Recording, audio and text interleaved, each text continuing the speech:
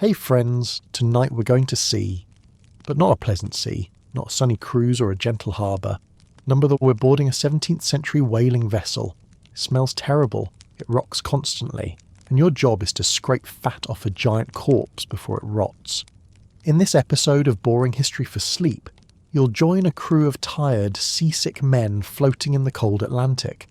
You'll sleep in a damp hammock, eat something called hardtack, and try not to slip on blubber. We'll go below decks. We'll row toward whales in a tiny open boat. We'll try not to fall in, and if we're lucky, we'll make it home in a few years. Maybe. So go ahead and like the video and subscribe. Only if the idea of falling asleep to the soft creaking of wet timber and the sound of other people vomiting is somehow relaxing to you.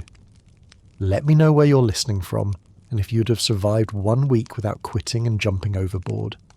Now lie back, rock with the waves, and take a deep breath of salty air, rancid meat, and burning whale oil. Because tonight you're going to sea. You wake up to something dripping on your face. You're in a hammock, low-slung canvas, smells like salt sweat and whatever died in it last voyage. Your back aches, your legs are stiff, you slept curled like a rope. The wood above you creaks. The deck, someone's walking across it. Heavy boots, cursing softly. You blink, it's dark, even darker than usual. Your eyes adjust to the faint glow of a lantern swinging from a hook. It throws light like it's afraid to do too much work. You smell everything. Salt, rot, tarfish, men.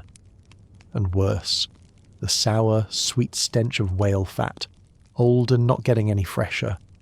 You wipe the drip from your cheek. You don't want to know what it was. Someone coughs nearby, loud, wet. They're always coughing now. It's been weeks, or months. You've stopped keeping track. You climb out of the hammock, slowly. Every joint resists. Your clothes are stiff, damp. You never take them off anymore, not even to sleep. Too cold, too pointless. Your boots are somewhere under the bench. You find them by touch, slip them on, wet again. You step onto the planks. They groan, so do your knees.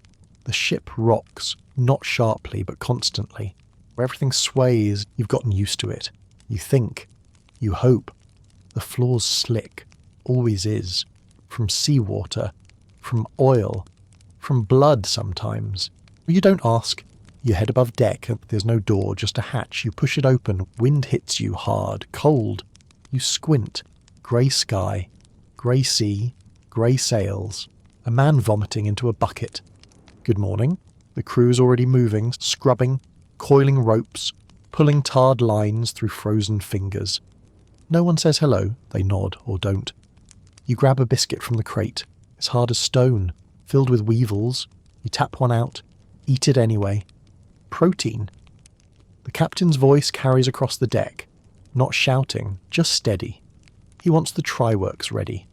That means they've spotted something, or they're hoping to. Your stomach sinks, not because of fear, you're past fear, it's the smell. When the try-works burn, you can't forget it. Boiled oil, roasted flesh, soot in your lungs for days, but that's later for now. You work, because that's what you do every day, until the sea lets you go, or doesn't. The wind never stops, not out here. It whispers between the sails, it hums in the rigging, it pulls at the seams in your coat, seeking your skin like it knows you by name. You pull your collar higher, it doesn't help. The damp has already settled into your shoulders. You move slowly because fast doesn't make things better. The deck tilts underfoot, a slow roll that never feels quite the same twice. You steady yourself against a beam, hand sticky with salt, tar, and something unidentifiable. It doesn't matter. Everything here is unidentifiable. The deck's been scrubbed, but never clean. You step over coils of rope, over a cracked bucket, past a man sharpening a blade with red eyes and cracked lips. He doesn't look up. He's been awake longer than you. Maybe he never slept. You hear the sails flap. Hear the call of gulls that haven't been seen for days. They say gulls mean land. But you haven't seen land in so long, you're starting to think the gulls are just as lost as you are. Someone's arguing near the prow. It's quiet, half-growled. The kind of argument that doesn't need to be loud because both men are too tired to care who hears it. You avoid them, as usual. No one wants to fight. But no one wants to be looked at either. So you keep your eyes down. Keep moving. You stop to check your hands. The skin is cracked, blistered in places. A scab is split open again near your thumb. Salt water stings it. Slow, sharp, unforgiving. You suck the blood away and don't say a word. There's no bandage. You'll wrap it with cloth later. Maybe, if you remember. There's a bell tied to a post. Not for timekeeping, really, but for announcements. Or emergencies, or death. It hasn't rung yet today. That's something. The man beside you, you don't know his name. Or maybe you did once. He's missing a tooth. Laughs like a cough. You nod at him. He nods back. That's enough conversation for now. He points to the sky. Grey. As always. Then he spits into the sea and walks off. You finish your biscuit. If you chew it slow enough, you forget how hard it is. You forget that it tastes like sawdust and was probably baked 6 months ago. It's food. Sort of. You don't feel full. You never do. But you're not faint. And that's what matters. There's a smell on the air, not fish, not oil, something worse. You know that smell. Everyone does. It means there's work coming. The kind that burns your throat and coats your skin in grease. You glance toward the crow's nest. Empty. But not for long. They're going to send someone up. They always do. Someone young, light, still able to climb. Not you. You're needed here for something heavier. You scratch your neck. There's salt in your collar. Always is. You gave up trying to stay dry 2 weeks in. You wipe your nose. You spit into the sea. The waves slap back lazily. You hold on to the railing, not for comfort, just so you don't fall. You don't want to fall. Not here. Not in this water. Not without someone to pull you out. And there's no guarantee of that. So you stand, and you breathe, and you wait for the next order, for the next rope, for the next stink of blood and smoke and burning, because that's the job, and the job doesn't care if you're tired, and the sea never did. You're in the boat now, not the ship. That's too big, too slow. You're in the whaleboat, long, narrow, barely high enough to keep water out. If the wind picks up, it won't. 6 men, 7 if the mate comes along. Oars creak. The boat flexes with each wave. It groans in a way that makes you wonder how many more trips it has in it. You wonder the same about yourself, if your feet are wet. Already. You haven't even reached the open water yet. The ocean isn't still. It lifts gently at first, then drops, then lifts again. The rhythm is familiar but not friendly. It gets into your stomach, into your eyes, into your breathing. Someone vomits over the side. No one comments. He's not the first. He won't be the last. The oars dig. You row. You row because it's your job. Because there's no wind. Because the whale isn't going to come to you. Not yet. The lookout saw it this morning. A spout. Far off. A plume of mist rising into the air, catching the early light. Then another. Then gone. So now you row. You row in silence, except for the splash of water, the grunt of effort, the slap of oars in swollen hands. Your palms are raw, you shift your grip. The salt gets in the cracks. You row anyway. The mate calls out and he sees something. You all squint. Water. Just water. Then movement. A slick hump rising above the waves. Then down again. Slow. Heavy. Like the sea is holding its breath. A whale. Not too big, not too small, just right. And that's what they say. Just right to kill. The pace changes, faster, harder. The boat rocks more now, your back starts to ache, but you keep going. Because the mate's standing now, harpoon in hand, line coiled beside him like a nest of sleeping snakes.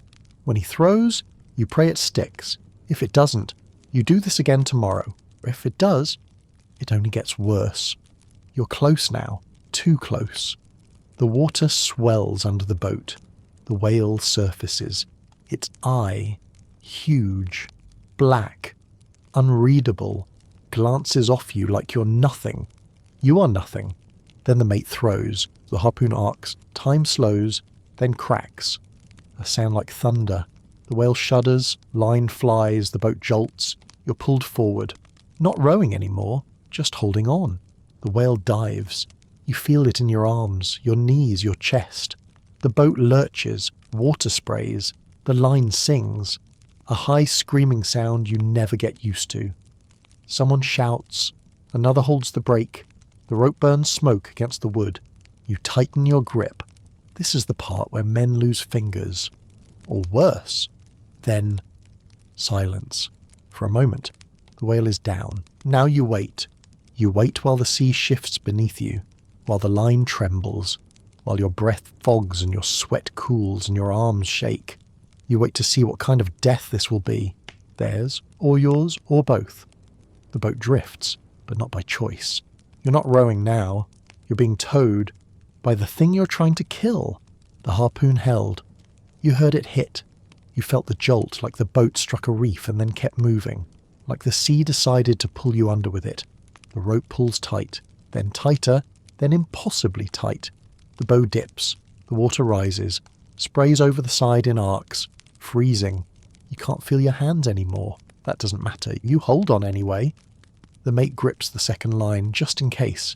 His foot planted on the edge of the tub. He doesn't blink, or breathe, or speak. His eyes are on the ocean, the space just ahead of the boat, where the line disappears into the blue. Everyone is watching that same space. No one speaks, not because it's a rule, but because the sea is louder now, and no one wants to distract the whale, or the sea, or fate. You wait for the run to end. It always ends. Either the whale tires or the boat breaks, or someone falls overboard and doesn't come back. Those are the options. You know this. Everyone does. No one talks about it. The boat slows. Just slightly. The line stops screaming. It shivers now instead of pulling. The whale is rising. You feel it, a pressure like the deep sea is exhaling beneath you. You see it break the surface. First water, then spray, then a massive dark back slick with oil and scar tissue. It rolls, slow and terrible, and the mate throws the second iron. It lands. Deep, and now the whale knows. Now it thrashes. The ocean comes alive. White water. A massive fluke crashing down like a tree falling from the sky. The boat rocks so hard the oars clatter loose. Someone screams. Someone else grips the gunwale with white knuckles and eyes shut tight. The rope tangles, untangles, burns your wrist. You duck as a line snaps past your ear with enough speed to take off an arm. The whale turns, drags the boat again, then stops, then sinks, and now the worst part of the waiting, the whale is dying. You hope. But it won't die quickly. It dives again. Slower this time, the boat lists. Blood seeps into the sea, a reddish foam spreading in lazy spirals. You know the smell. Salt, iron, heat. The sea absorbs it, like it always does. You sit, wet, exhausted, every muscle locked, too sore to shiver yet. The line is slack now, just barely. The whale is near the surface, moving slowly. You'll need to finish it, with lances, more throws, more blood, more rowing through the red. But not yet, for now you breathe. You sit in a boat that feels too small, too light, too fragile for the thing you're doing. And you wonder how many more whales until you see land again. The whale is dead, but that doesn't mean you're done, not even close. The boat drags it back, or what's left of it. Rope around the flukes, strained voices pulling oars, the corpse floating, bloated, moving slower than the tide. It bumps against the ship with a sound you'll never forget, software heavy, like meat that doesn't know it's dead yet. Someone throws a hook. It sticks. The body's tied alongside and it's longer than the ship. You stare at it and wonder how it ever moved. Now it just drifts, pressing into the hull like it wants to take the whole vessel down with it. The tools come out. Long knives, hooks, pikes. Not clean. Nothing is clean now. The ship lists under the weight. The deck tilts. The crew gets to work. You strip the blubber in slabs. Thick sheets of flesh. Pink, white, yellow, shining with oil.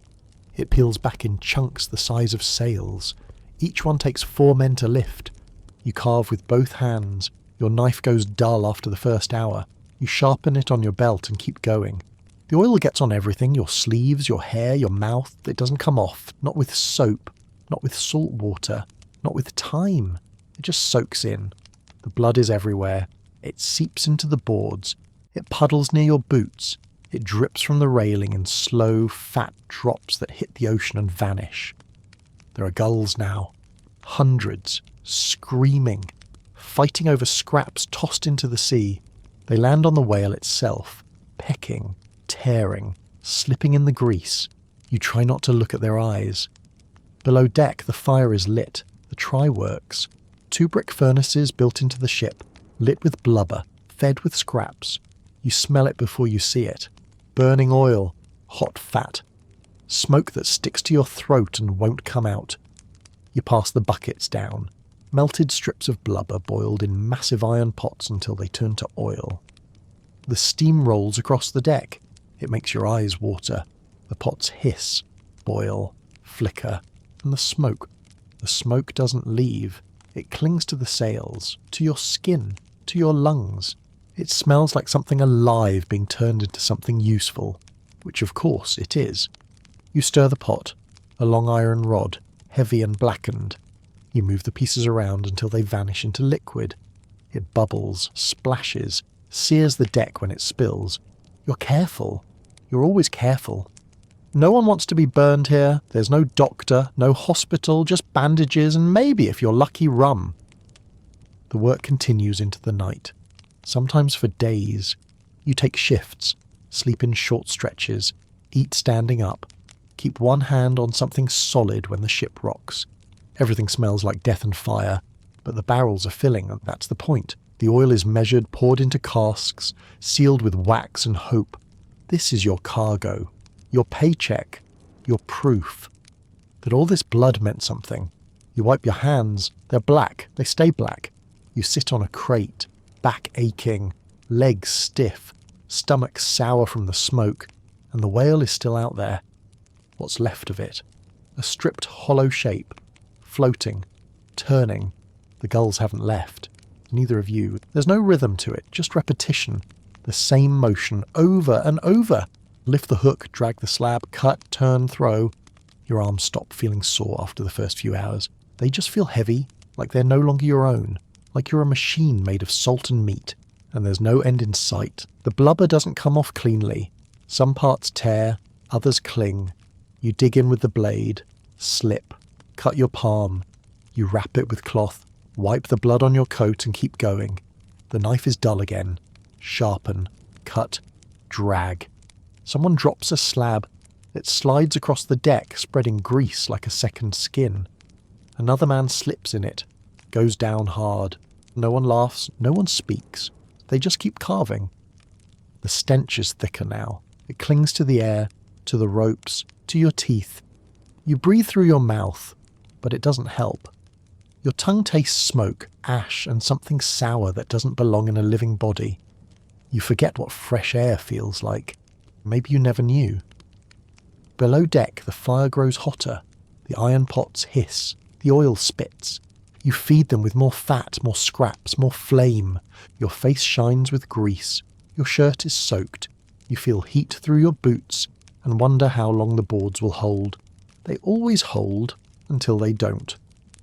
Sometimes the blubber pops. Steam trapped inside. Gas from something deep. Spoiled before the ship even arrived. It bursts with a wet slap and coats everything near it in a film that will never wash off. Someone gags, turns away. You just wipe your face and keep cutting. Because if you stop, someone else will take your place. And no one wants to work beside a man who can't finish what he starts. The ship rolls. The rope creaks. The whale corpse thuds against the hull with every swell. The gulls keep circling. The rats below deck keep fighting over crumbs. The barrel count rises, slowly, steadily. That's all that matters. Not the smell, not the burns, not the deadness in your arms. Just the barrels, each one filled with oil, hot, slick, sloshing with something that used to be alive. Night falls, but the fire doesn't go out. You work in shifts. You sleep in short bursts. You wake coughing soot, scratching boils under your collar, chewing bread that tastes like smoke. You forget what day it is. There's no sky below deck. Just orange glow. Just flame. Just the sound of fat dripping into fire like rain falling in reverse. You dream of water, but it's black, sticky, bubbling. You dream of whales, but they have faces, and they're watching. You wake up sweating, then go back to work, because the whale is gone now. But the job isn't. Not yet. The decks are scraped. Mostly. There's only so much you can do. The blood is gone, but the colour stays. A stain in the wood. A memory you can feel through your boots. The blubber is gone, but the smell clings. No one mentions it. You'd have to name it to talk about it, and no one wants to do that. The whale has sunk, or drifted, or been picked apart by gulls and sharks. It doesn't matter anymore. It's not your problem. It's oil now. In barrels, strapped down below deck, sloshing quietly, like a second sea. That's what you're sailing home with, and not trophies, and just liquid. Just weight. There is no celebration, no feast, no songs, just tired hands, sore backs, burned clothes, and silence. The cook serves stew that smells like boiled canvas. You eat it, because it's hot, because it's not your turn to scrape the pot. The hammocks are damp. Still, always. You sleep anyway. You don't dream, or if you do, you don't remember. Days pass. You mark them by the meals, by the watch bells, by the shift in wind. Nothing changes, but everything ages. The ropes fray, the sails droop, the wood warps, the crew coughs more than it speaks. You clean your gear, you swab the deck, you check the barrels. Always the barrels. That's what matters. That's what you're paid for. You start to hear it in your sleep. The slow, deep slosh of oil. Back and forth, back and forth. You wake with the motion still in your bones. You sit up, you breathe, you listen. Just the creak of timber. The moan of a line pulled too tight. The occasional splash. A wave slapping the hull, or something else, something just below the surface. Watching, waiting. You don't look over the side at night. You stopped doing that after the first month. Too much sea. Too much dark. And the stars never feel friendly when you're this far from land. You ask the mate how long until home, and he shrugs. Could be weeks, could be months. Depends on the wind, on the whales, on whether the ship holds together long enough. You nod, you don't ask again. There are more barrels to fill, that's the answer, always more. You haven't reached your quota. The captain hasn't said so. But you know, you haven't turned back yet. There's more work, more chasing, more rowing, another whale, another fire. You don't want it. But you're not given choices out here, only orders. Someone falls sick, fever, cough, sweat that soaks the hammock. You help lift him, move him closer to the air, but there's nowhere fresh to go. He sleeps, mostly. You check his face in the morning, still breathing.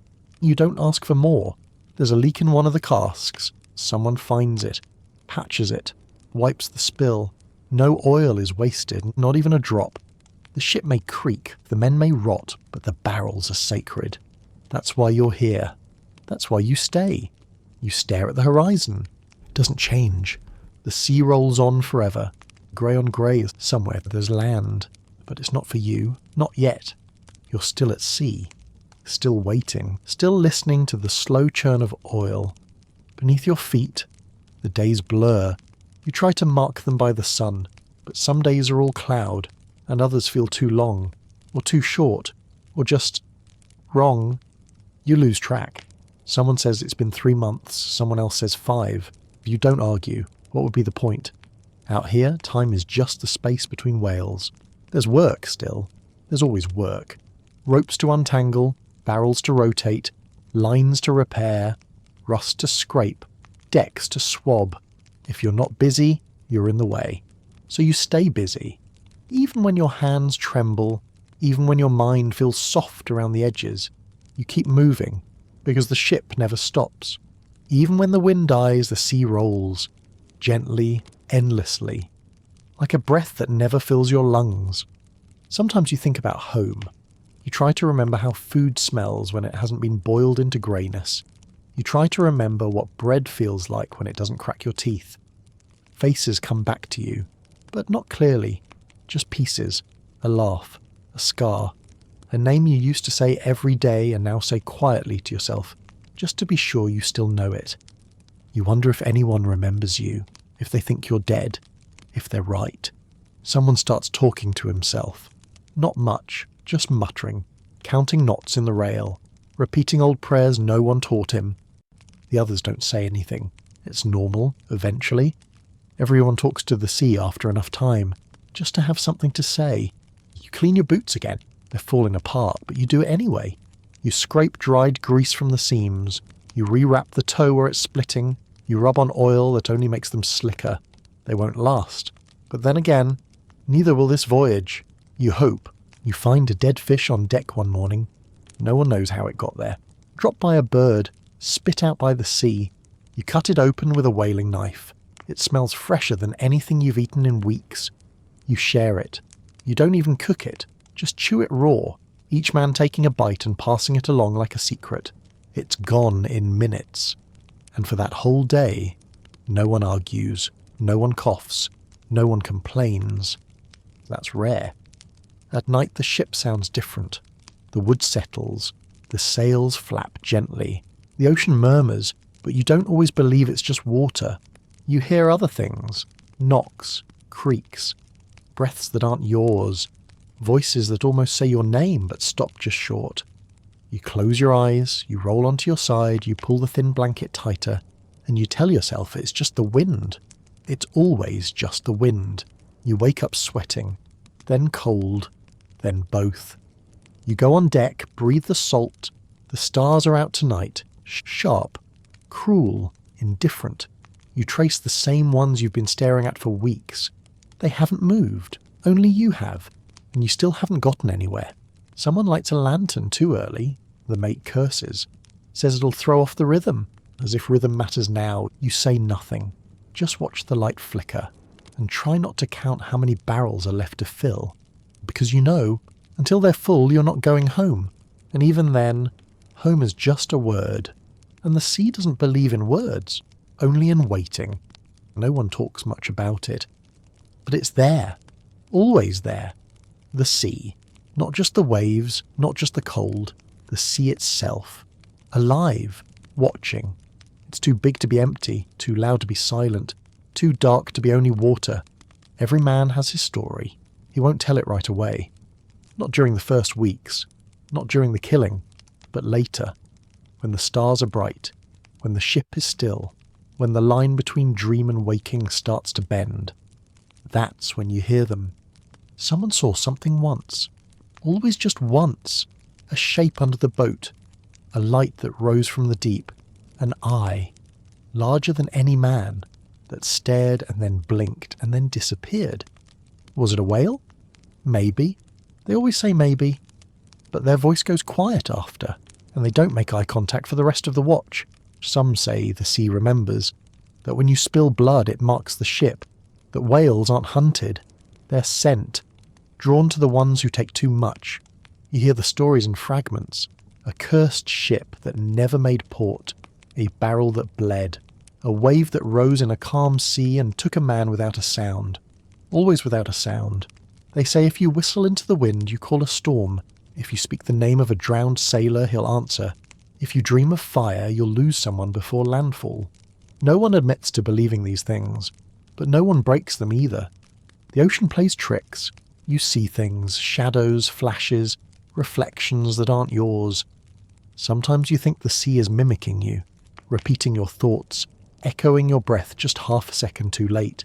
You look over the rail and wonder how deep it really is. No one knows. Not truly. You drop a stone and never hear it land. The sea is never still, but sometimes it's too quiet. You'd rather the storm, the shouting, the tilt and roar and panic, because silence feels unnatural, wrong, like something is holding its breath, waiting, and when the wind comes back, you breathe again. Even if it's cold, even if it brings rain, at least it's something you understand. There are men who've been to sea 12 times. They still wear charms, a coin around the neck, a bit of wood from their first ship, a bone carved into the shape of a fish. They won't explain why, they just wear them, quietly. And when a barrel cracks, or a man slips, or a mast creaks wrong, they touch it, without thinking. You see it. and start to wonder if you should find something of your own. You learn quickly there are things you do not ask. Why a certain barrel creaks, why the compass spun yesterday, why the dog stopped barking the night before the storm. Some things just happen. Some things watch. One man swears he saw a ship beneath the water. Not wreckage. A whole ship. Sails full, moving but silent. 30 feet down, riding a current no one else could see. He didn't point, didn't call out, he just looked. Then looked away. You ask what colour it was. He says, "Not a colour I've seen before." Then doesn't speak for the rest of the watch. There's a kind of whisper the wind makes on certain nights. Thin, high, almost like a song. You hear it in the rigging or beneath the planks when you're half asleep. You tell yourself it's just the wood, just the rope, just your ears playing tricks again. But when you glance at the others, you see they've heard it too. They don't mention it, but they don't sleep after. Some say the sea can smell fear. Some say it prefers men who stop fighting. Others say it doesn't care about you at all. That's the scariest version. That it's not cruel, just endless, and hungry in the way fire is hungry. No reason, just motion, just depth. You hear about a man who fell overboard on a calm day not far from shore. He wasn't drunk, he wasn't weak, he just vanished. 1 minute there, the next, gone. No splash, no scream, nothing. The crew didn't talk about it after. They just looked at the water a little differently, and didn't lean on the rail for a while. At night the sea glows, not always, but sometimes. A green shimmer beneath the boat, lines that pulse like veins, or 1,000 tiny stars drifting just under the surface. Bioluminescence, the captain calls it. Tiny creatures lighting up when disturbed. But you're not so sure. Sometimes the light forms shapes, circles, lines, a spiral that flickers for 5 heartbeats and then vanishes. You never mention it, because out here the things you notice can start to notice you. A man once swore he heard drums, far off, beneath the water, as if the deep itself had a pulse. He lay awake for 3 nights, then jumped overboard before dawn. No one stopped him. No one followed. They pulled up the ladder and lashed it shut. The mate said, "Best to let the sea take what it came for." No one argued. And still, you keep sailing? Because what else can you do? The ship creaks. The stars shift. The water doesn't end. You breathe. You watch. You don't speak the names of those who fell. And you learn slowly that belief is not weakness out here. It's armour, software, thin, worn. But sometimes, the only thing between you and the deep. There were rules, unwritten, unquestioned. You learn them quickly. Never whistle on deck, never name a pig, never talk about home right before a storm. If someone dies at sea, you sew them into their hammock with the last stitch through the nose. To be sure, you speak of the sea with respect, never affection, never familiarity. The sea is never she out here. Not in your crew, it's just the sea. As if saying it too kindly might wake something under it. You don't point at the sky. You don't count gulls. You never say how calm the weather is. That's an invitation. And you never ever talk about what you'd do if the food ran out. Not even as a joke. Especially not as a joke. Some men wear charms. A coin from a lucky port. A feather. A tooth. A knot of twine that they tie and untie during their watch. No one asks. No one mocks. You might not believe in it. But you don't risk being the one who laughs and then slips off the ladder the next day. There's a spot near the bow where no one stands. Not because it's marked. Just avoided. You stood there once. Only once. The wind changed. The ship moaned.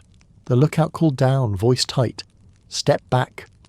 You did, and no one said anything after. When the ship crosses a line, an invisible one like the equator or a certain longitude, some men go quiet for hours. Others hold a ceremony, sometimes serious, sometimes strange. One man poured rum overboard. One shaved his head. Another sang a song in a language no one else knew. It didn't matter what they did, only that they did something. To mark the crossing, to pay respect, to ask the sea for safe passage, or forgiveness. You learn not to touch certain ropes with your left hand, to tap the mast 3 times before sleeping, to leave a bit of biscuit in your pocket during storms, not because you think it works, but because everyone else does. And you're not brave enough to break rhythm. When a man dies, you don't say he's gone. You say, he's over, he's under, he's off. His name disappears, like a whisper swallowed by the wind. The body goes into the sea, wrapped in canvas, weighted. The crew gathers. One reads something, usually not scripture, just words. And then the splash. You don't look over the rail, you just listen. Sometimes they say the dead return. Not visibly, but in the creak of a door that was latched, or the flare of a lantern that shouldn't have caught. You feel it, and you say nothing, because naming things out here gives them weight, and sometimes weight is all it takes to pull a man under. You don't say, good luck, not here, not ever. If someone's heading up the rigging, you just nod. Maybe a hand on the shoulder, maybe not. Luck is greedy. Say its name and it leaves. You don't talk about dreams either. Not in the morning, not at breakfast, not even if it was a good one. Because good dreams can turn sour. Because naming the strange things you saw might invite them aboard.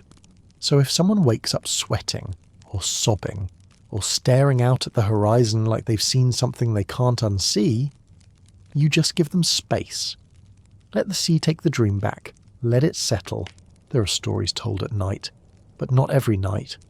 Only when the sea is quiet, when the wind has dropped, when the barrels are full enough to buy silence. Someone might mention a ship that vanished, or a man who swore he heard singing coming up from below the hull, or a voyage where the captain refused to bless the anchor, and they lost 3 men in one storm. No one challenges the story. No one needs it to be true. That's not the point. It's not about truth.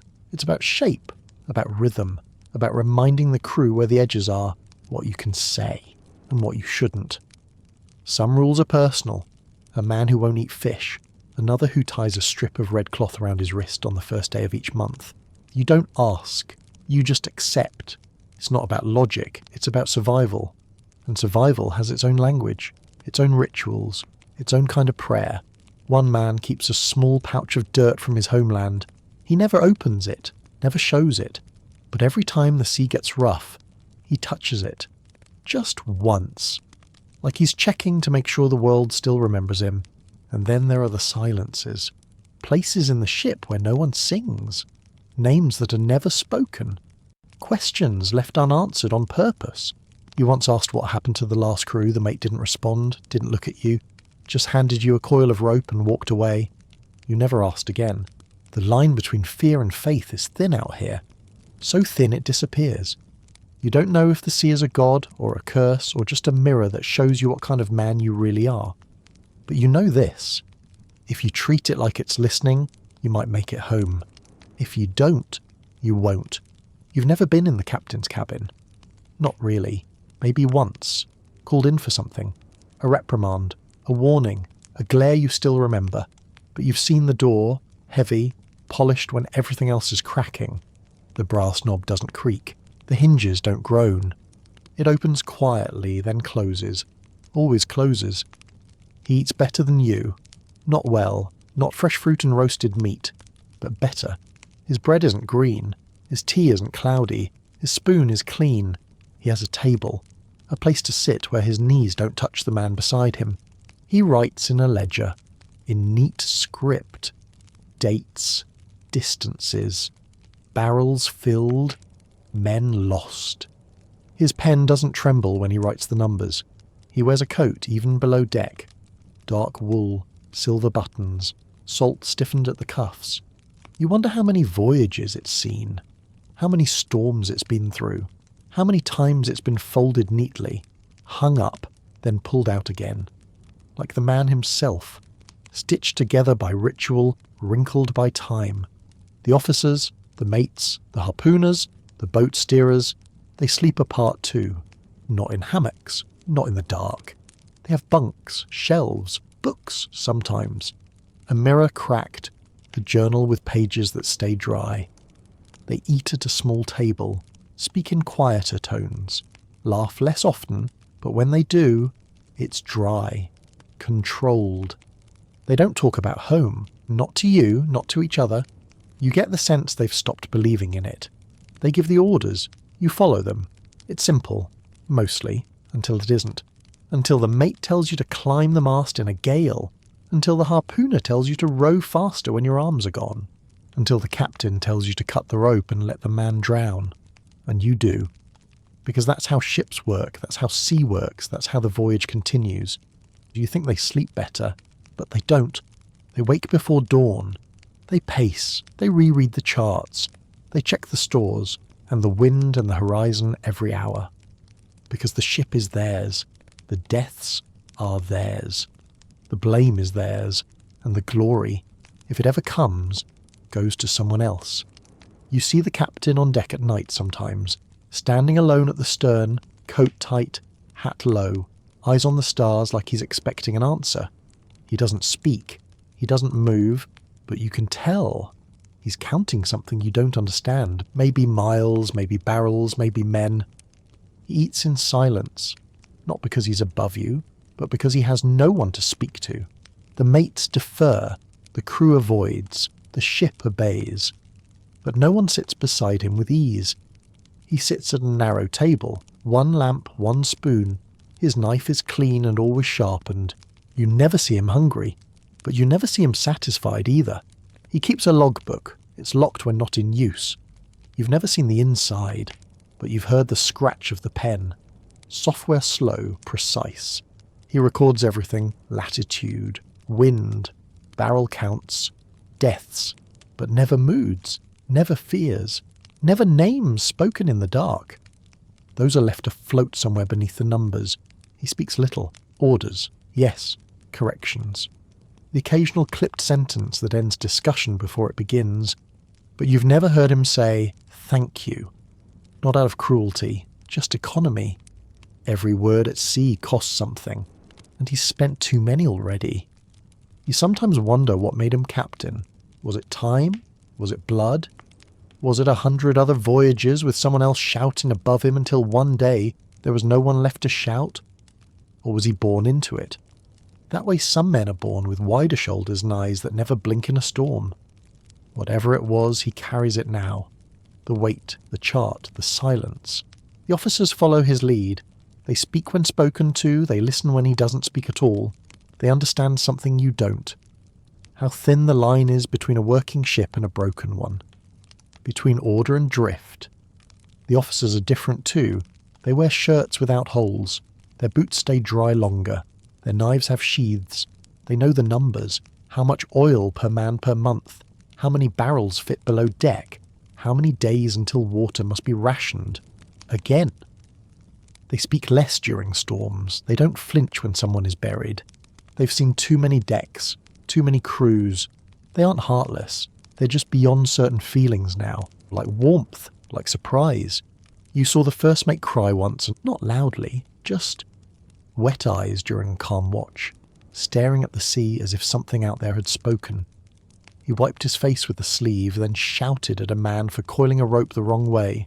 You never mentioned it, and neither did anyone else. Sometimes at night you hear music, software far below. The captain's quarters, a creak, a slow hum, a sailor's tune maybe, played on something small, a tin whistle, a wooden pipe, or maybe just memory. It stops when the bell rings. Always. And when he walks the deck the next morning, he's made of iron again. You don't eat at the same table.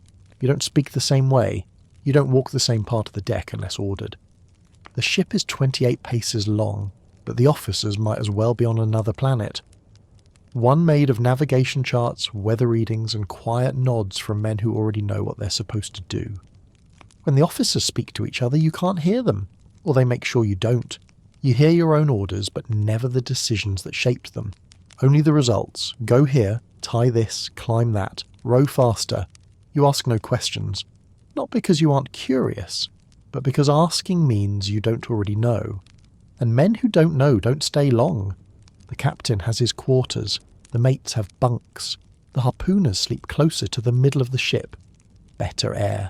Less creak. You sleep below, with the barrels, with the mould, with the rats. The separation isn't just structure, it's habit, it's weight. They carry maps, you carry tools, they speak in estimates.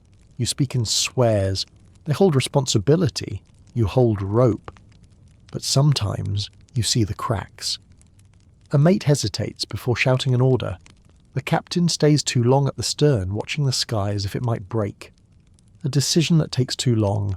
A glance, not at the sails, but at the crew. Noticing, measuring, wondering if the men below are growing tired enough to stop obeying. Because authority out here isn't enforced by title. It's held together by motion, by usefulness, by the idea that someone has to be in charge or everything falls into the sea. And still, they are alone. The officers, they don't joke with you, they don't share stories, they don't ask where you're from. Because they can't. Because the man they dine with today might be the one they have to order overboard tomorrow. You once saw the second mate slip, just once, coming down the steps too fast. He hit his elbow, swore, dropped a page from his log. You helped him pick it up. He nodded. Didn't say thank you, just, be careful. That was it. That was the closest thing to a conversation you ever had. Sometimes you wonder if they think of you as people, not in a cruel way, just practically. Hands, voices, barrels carried, knots tied, like parts of the ship. Vital, but interchangeable. You wonder if the captain knows your name, or if he's just memorized your shape, your weight, your place on the deck when the wind rises. And still, you follow, because someone has to say when to turn, someone has to choose which spout to chase, someone has to read the sky and pretend it makes sense, and that person, for better or worse, isn't you. Sometimes you hear them above you, the officers, in the night, not walking, not shouting, talking, quiet, private, a low murmur from behind the bulkhead, punctuated by the scrape of a chair, the clink of a cup. You wonder what they say. Barrel counts, wind changes, rot in the rigging, or maybe just silence shared between men who can't afford to look uncertain during the day. They have maps. You've never seen one up close, but you know they mark them, with charcoal or ink or lines that decide the next month of your life. A few inches on parchment. Translates into weeks of rowing, of hunger, of waiting for whales that might not come. And when they get it wrong, no one says it. They just circle the mark and try again. The gap isn't always about comfort. It's about rhythm. You sleep in 4-hour shifts. They sleep when they want. You eat at the rail. They eat at the table. You count how many socks you have left. They count how many days of wind remain before the rations go soft. You get a biscuit. They get a spoon. You know when the officers are angry. The mood shifts. Orders get shorter. Voices sharpen. The mate snaps instead of speaking. The harpooner walks faster. The captain stops coming on deck. And no one talks about it. Because anger is weather. You endure it. Wait for it to pass. Try not to be the one standing too close when it lands. There are punishments too. Not beatings usually. Not this far into the century. But you can be left out. Assigned worse shifts. Put on rope duty for a week without cause. Sometimes that's worse than a blow. Because it means they've already stopped seeing you. And out here, if no one sees you, you're already gone. You once heard someone say the officers eat different food. Salt beef with less rot, pickles, maybe even coffee. You don't know if it's true, you don't ask, but once walking past the cabin, you smelled something. Spice, oil, something warm. You stopped just for a second, then kept walking. You wonder what they think of you. Not personally, just in general.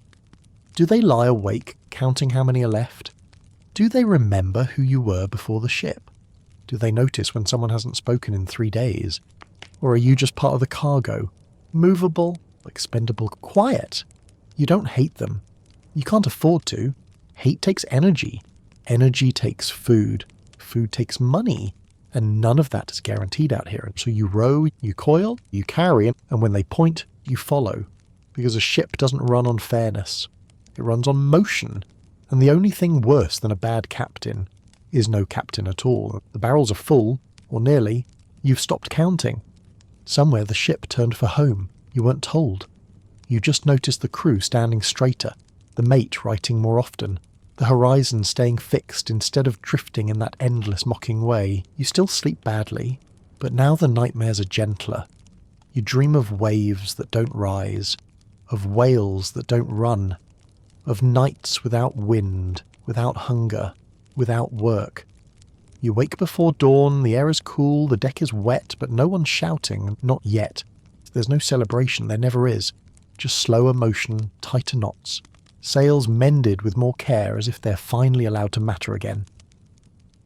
The captain doesn't smile, but he nods, once, to the first mate, to the horizon, to you. You pretend not to notice, but you do. And something in your shoulders lets go just a little.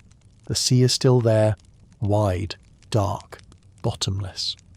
But it feels quieter now, less like a threat, more like the sound of breathing. Old, heavy, patient. You sit on the rail, hands calloused, knees sore, mouth dry. But you're here, still here. You scratch your beard, chew something tough and tasteless.